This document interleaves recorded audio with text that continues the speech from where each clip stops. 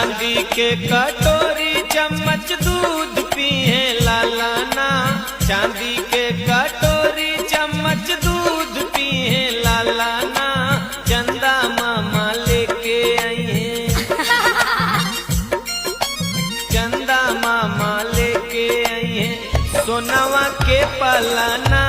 चंदा मामा लेके आई हैं, सोनवा के पलना चंदा मामा लेके आई है। चांदी के कटोरी चम्मच दूध पिए लालाना, चांदी के कटोरी चम्मच दूध पिए लालाना,